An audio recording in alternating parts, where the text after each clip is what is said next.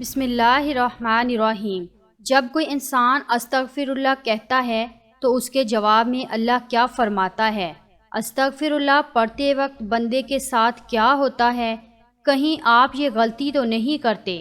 حضرت محمد صلی اللہ علیہ وسلم نے فرمایا، فرمان مصطفیٰ صلی اللہ علیہ وسلم ہے، خدا کی قسم میں دن میں 70 سے زیادہ مرتبہ اللہ سے استغفار کرتا ہوں اور اس کی بارگاہ میں توبہ کرتا ہوں۔ بہت سارے لوگوں کی زبان پر استغفر اللہ کے الفاظ ہوا کرتے ہیں۔ کوئی غلط بات ہوئی تو انہوں نے استغفر اللہ پڑھا تو لوگ استغفر اللہ کہنے کے عادی ہو جاتے ہیں۔ استغفر اللہ کا مطلب ہے کہ اے اللہ تو ہمیں بخش دے۔ صرف استغفر اللہ کہہ دینے سے آپ کی توبہ قبول نہیں ہوتی، کیونکہ استغفر اللہ عام طور سے جو لوگ بولتے ہیں وہ ان کی زبان پر رٹے ہوئے الفاظ ہیں، تو بس وہ استغفر اللہ ان کی عادت میں ہے۔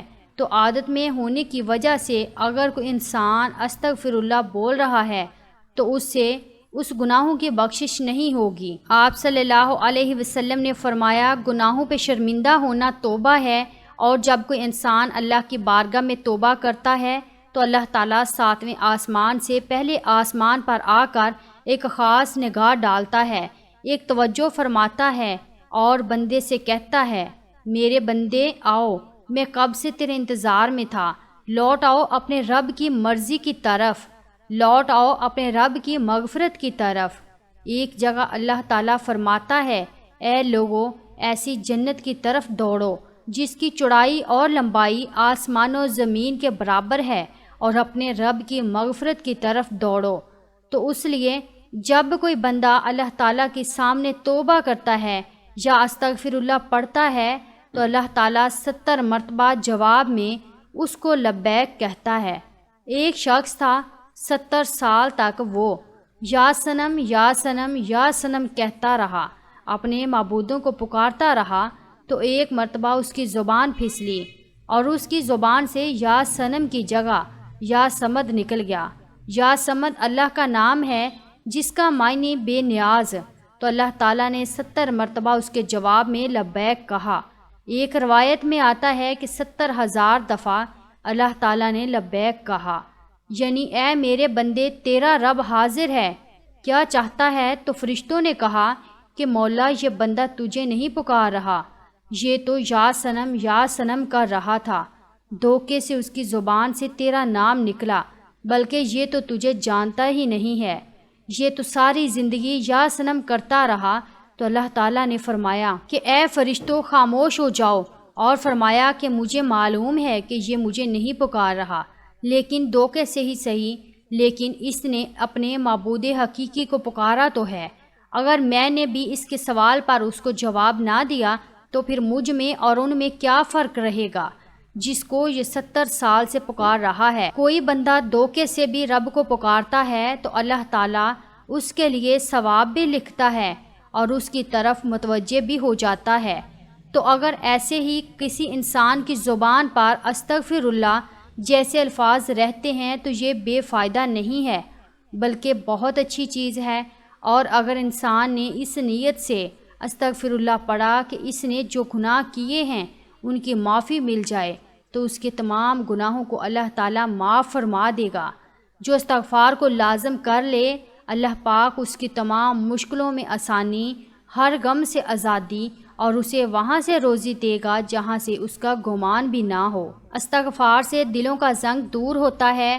جب بندہ اپنے گناہوں سے توبہ کرتا ہے تو اللہ کریم لکھنے والے فرشتوں کو اس کے گناہ بھلا دیتا ہے، اسی طرح اس کے اعضاء یعنی ہاتھ پاؤں کو بھی بھلا دیتا ہے، اور زمین سے اس کے نشانات بھی مٹا ڈالتا ہے، یہاں تک کہ قیامت کے دن جب وہ اللہ پاک سے ملے گا تو اللہ پاک کی طرف سے اس کے گناہ پر کوئی گواہ نہ ہوگا۔ حضرت سیدنا حسن بصری رحمۃ اللہ علیہ کے پاس ایک شخص آیا اور اس نے خشک سالی کی شکایت کی۔ آپ رحمۃ اللہ علیہ نے اسے استغفار کرنے کا حکم دیا۔ دوسرا شخص آیا، اس نے تنگ دستی کی شکایت کی تو اسے بھی یہی حکم فرمایا۔ پھر تیسرا شخص آیا، اس نے اولاد نہ ہونے کی شکایت کی تو اسے بھی یہی فرمایا۔ پھر چوتھا شخص آیا، اس نے اپنی زمین کی پیداوار کم ہونے کی شکایت کی تو اس سے بھی یہی فرمایا۔ حضرت ربیع بن صبی رحمۃ اللہ علیہ وہاں حاضر تھے۔ انہوں نے عرض کی، آپ کے پاس چند لوگ آئے اور انہوں نے مختلف حاجتیں پیش کی۔ آپ نے سب کو ایک ہی جواب دیا کہ استغفار کرو، تو آپ رحمۃ اللہ علیہ نے ان کے سامنے یہ آیت پڑھی جن میں استغفار کو بارش، مال، اولاد اور باغات کے عطا ہونے کا سبب فرمایا گیا ہے۔ تو میں نے کہا، اپنے رب سے معافی مانگو، بے شک وہ بڑا معاف فرمانے والا ہے۔ تم پر موسلا دار بارش بھیجے گا اور مال اور بیٹوں سے تمہاری مدد کرے گا، اور تمہارے لیے باغ بنا دے گا اور تمہارے لیے نہریں بنائے گا۔ بندہ کسی گناہ کو اللہ تعالیٰ کی نافرمانی جان کر اس کے کرنے پر شرمندہ ہوتے ہوئے رب سے معافی مانگے اور آئندہ کے لیے اس گناہ سے بچنے کا پکا ارادہ کرے اور اس گناہ کی تلافی کے لیے کوشش کرے۔ مثلا نماز قضا کی تھی تو اب ادا بھی کرے، چوری کی تھی یا رشوت لی تھی تو بعد توبہ وہ مال اصل مالک یا اس کے ورثہ کو واپس کرے یا معاف کروا لے، اور اگر اصل مالک یا ورثہ نہ ملیں تو ان کی طرف سے راہ خدا میں اس نیت سے صدقہ کر دے، لوگ جب ملیں اور صدقہ کرنے پر راضی نہ ہوئے تو اپنے پاس سے انہیں واپس دوں گا۔ توبہ استغفار کی تمام تر اہمیت اور فضائل کے باوجود بد نصیب نفس و شیطان کے بہکاوے میں آ کر توبہ استغفار کرنے میں ٹال مٹول سے کام لیتے ہیں۔ توبہ کا موقع ملنا بھی بہت بڑی سعادت کی بات ہے۔ بہت سے کاموں میں توبہ کا موقع بھی نہیں ملتا اور وہ بغیر توبہ کیے اس دار فانی سے چلے جاتے ہیں۔ موت کا کوئی بھروسہ نہیں، اس لیے ہمیں بھی باکثرت توبہ استغفار کرنی چاہیے۔ قرآن مجید میں ارشاد باری تعالیٰ ہے کہ اللہ استغفار کرنے والوں پر رحم کی بارش کرتا ہے اور ان کی طاقت میں اضافہ فرماتا ہے۔ اللہ رب العزت قرآن مجید میں ایک جگہ فرماتا ہے کہ اور میں نوح علیہ السلام نے اپنی قوم سے کہا، اپنے رب سے اپنے گناہ بخشواؤ اور معافی مانگو، وہ یقیناً بڑا بخشنے والا ہے۔ وہ تم پر آسمان کو خوب برستا ہوا چھوڑ دے گا اور تمہیں خوب پے در پے مال اور اولاد میں ترقی دے گا، اور تمہیں باغات دے گا اور تمہارے لیے نہریں نکال دے گا۔ استغفار اللہ کی خوشنودی کا سب سے بڑا ذریعہ ہے۔ ایک حدیث مبارکہ ہے کہ اللہ پاک توبہ کرنے والے بندے سے اس شخص سے بھی زیادہ خوش ہوتا ہے جس نے اپنا گم شدہ اونٹ پا لیا ہو۔ ہم لوگوں کو ہر وقت استغفر اللہ کہنے کی عادت ڈالنی چاہیے۔ ہمیں چاہیے کہ ہر وقت اللہ کا ذکر کریں۔ اللہ کی یاد سب سے بڑی چیز ہے۔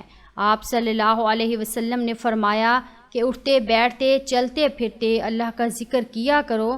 جو لوگ اللہ کا ذکر کرتے ہیں وہ زندہ ہیں، جو اللہ کا ذکر نہیں کرتے وہ مردہ ہیں بلکہ مردار ہے۔